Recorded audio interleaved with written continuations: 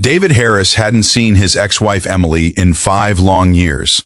Not since the divorce papers were signed in that cold courthouse downtown, where she stood, quiet, composed, and completely shattered inside. And now, as the silver BMW rolled to a stop in front of a small brick house on Maple Avenue, his heart pounded harder than it had in years. The man who once owned half the city's skyline was suddenly terrified of knocking on one simple door. If you believe true kindness always finds its way back, please tap the like button now and subscribe to support more stories like this. He had it all: money, status, the penthouse view of downtown Chicago.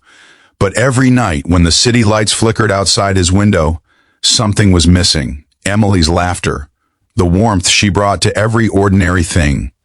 5 years ago, he had chosen ambition over love. He worked late, traveled constantly, and thought success would fill the emptiness. When Emily asked for time, just time, he gave her money instead. And when she finally walked away, he told himself it was for the best. But lately he'd started reading the letters she'd left behind. Letters he never opened until a week ago, when his doctor told him his heart was failing faster than expected. That's when he realized he didn't want to die successful. He wanted to die forgiven.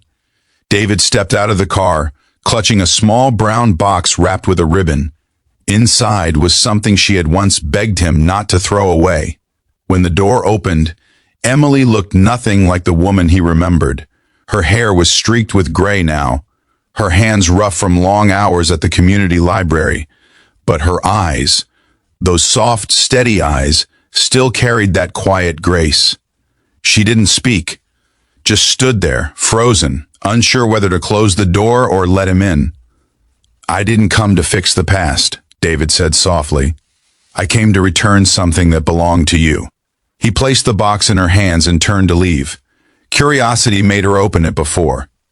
He could reach the gate. Inside lay a simple gold locket, tarnished, old, but unmistakably hers. It had belonged to her mother, something she thought he had lost in one of their moves. Inside the locket was a tiny photo of them on their wedding day, and a folded note. Her fingers trembled as she unfolded it.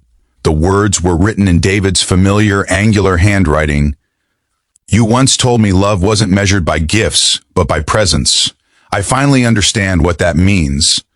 I'm sorry for every day I wasn't there." Emily called out his name, her voice breaking for the first time in years. He turned, eyes wet. She wanted to speak, to tell him she had forgiven him long ago, but grief, relief, and love tangled in her throat. All she could do was step closer and whisper, "Why now?" David smiled faintly. "Because I didn't know how much time I had left, and I didn't want to waste another second without saying thank you for loving me when I didn't deserve it." Her heart softened.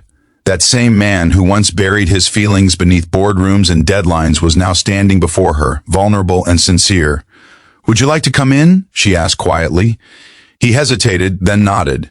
Inside, the living room smelled faintly of coffee and old books. A photo of Emily with a group of children hung above the fireplace. She'd started a literacy program for kids who couldn't afford school supplies. "You kept busy," he said, almost in awe. "It helps," she replied gently. "Gives life meaning." They sat for hours, talking about everything and nothing. How she'd found peace in small things, how he'd learned that success meant nothing without someone to share it with.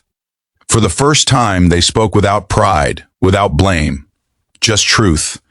As evening light spilled across the floor, David reached into his coat pocket and placed a check on the table. Emily frowned, shaking her head before he could speak. "But it wasn't for her. It's for your library program," he explained. "For the kids. You always said they deserved better. I can't change what I was, but maybe I can help them." She looked at the check. $500,000. Her eyes filled with tears, not because of the money, but because of what it meant. For once, he wasn't trying to buy forgiveness.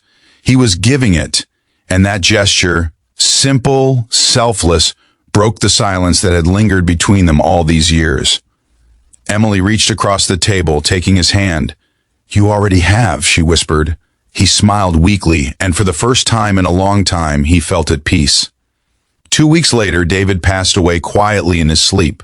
But his final act of kindness lived on. Through every child who opened a book, through every smile at that small-town library, through Emily's newfound purpose to keep his memory alive not as her ex-husband, but as the man who finally learned how to love.